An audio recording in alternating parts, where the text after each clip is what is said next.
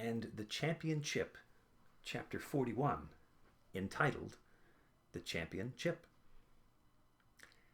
As soon as the short, round man saw the signal, he advanced toward Principal Birdwhistle and Mr. Sparks, both of whom were still attempting to quell the chip chant. Leon gave a second sign, which alerted Thomas Warchowski, Antoinette Breed, Flossie Parmigiano, Lily Matisse, and PW to shush the room and restore order. When the gym at last fell silent, Leon introduced the surprise guest. "Excuse me, Mr. Sparks, Principal Birdwhistle, I'd like you to meet a special visitor."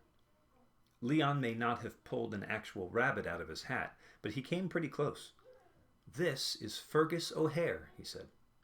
The short, round man walked up to Mr. Sparks and Principal Birdwhistle. "How do you do?" he said. "Fergus O'Hare is the executive director of the ASPCA," Leon explained. "I see," said Principal Birdwhistle. "And why is an animal guy here?" Lumpkin Sr. demanded rudely. "People often make that mistake," said Fergus O'Hare. "ASPCA stands for All State Potato Chip Association." "Why am I not surprised?" said Principal Birdwhistle. "Mr. O'Hare is also a top-flight research scientist," said Leon. "He used to run the whole entire potato division of the Department of Agriculture." "My word," said Principal Birdwhistle, "that is impressive." "Not nearly so impressive as this glorious chipatorium," said Fergus O'Hare. "Principal Birdwhistle, your students have put together what is arguably the finest display of potato chip science I have encountered since I took over the helm of the ASPCA 10 years ago." "We're honored you think so," said Mr. Sparks. Fergus O'Hare chuckled. "Honored indeed. In fact, that's precisely why I've come here today." He bent down and clicked open the lock on his briefcase. The fifth graders, along with their parents and friends, plus Principal Birdwhistle and Mr. Sparks, gathered around Fergus O'Hare and watched him extract a very large, unlabeled bag of potato chips. "As all of you can see," he said after he stood back up, "this is not your ordinary bag of potato chips, if there is such a thing. It's special, a limited edition. It bears no markings except for the official seal of the ASPCA. Fergus O'Hare pointed to the embossed insignia of his organization. "Mr. Sparks," he said, "would you kindly do the honors?" Mr. Sparks accepted the bag. This is far too heavy to contain chips," he said at once. He gave the bag an investigative squeeze. "What are you waiting for?" PW called out impatiently. "Open it!" "May I?" Mr. Sparks asked politely. "Absolutely," said Fergus O'Hare.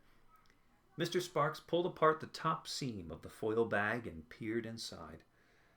"There appears to be a scroll," he announced. "What's it say?" shouted Thomas Warchowski. Mr. Sparks removed the rolled-up parchment. "Principal Birdwhistle, will you hold the bag, please?" He handed the open package to the principal and unfurled the scroll, which he read aloud with pride, pleasure, and embarrassment.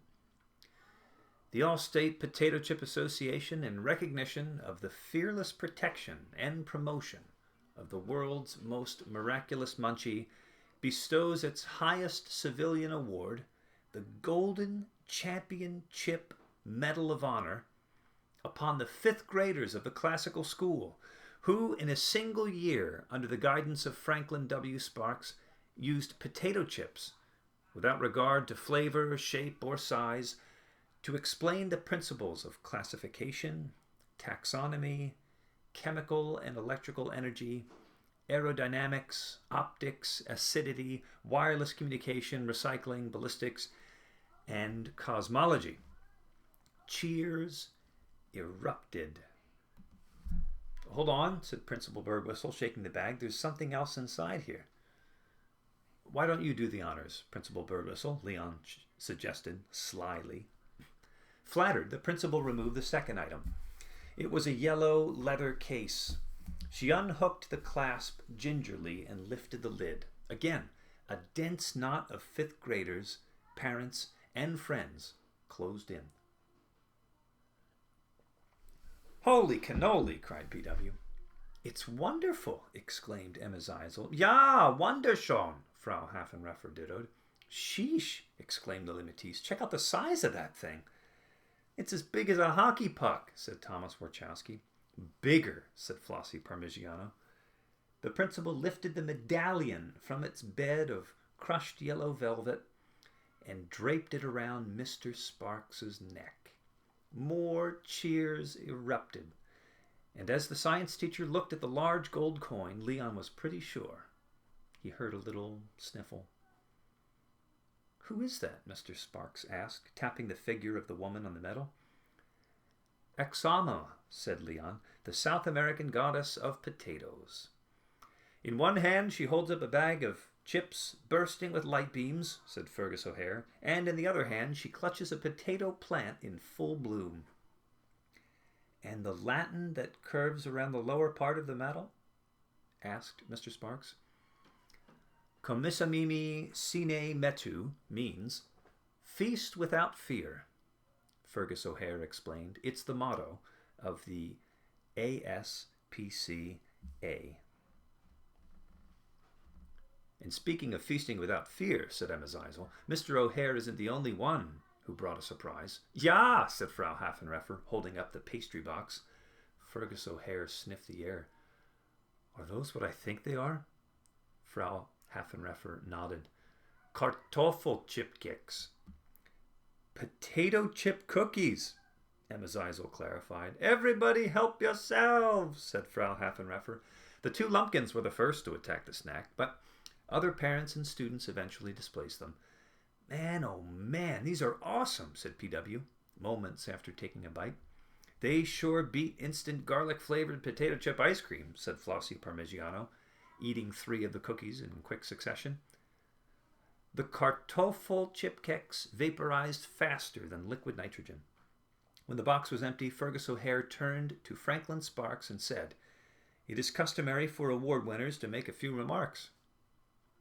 P.W. started up a new chant. "Speech, speech, speech." Mr. Sparks raised his hand to quiet everyone down. For a long moment, he gazed at the medallion draped around his neck. "You know," he said at last, "feast without fear is the perfect motto for the scientist." I'm sure Einstein would have approved. "Hear, hear," said Fergus O'Hare. "And what's more," Mr. Sparks continued, I am certain that Einstein would have endorsed the work exhibited around this gym." "I am quite convinced you are right," said Principal Birdwhistle. "I propose a toast," said Fergus O'Hare, "to potato chips, our most beloved and misunderstood munchie." "And to Mr. Sparks," added Principal Birdwhistle.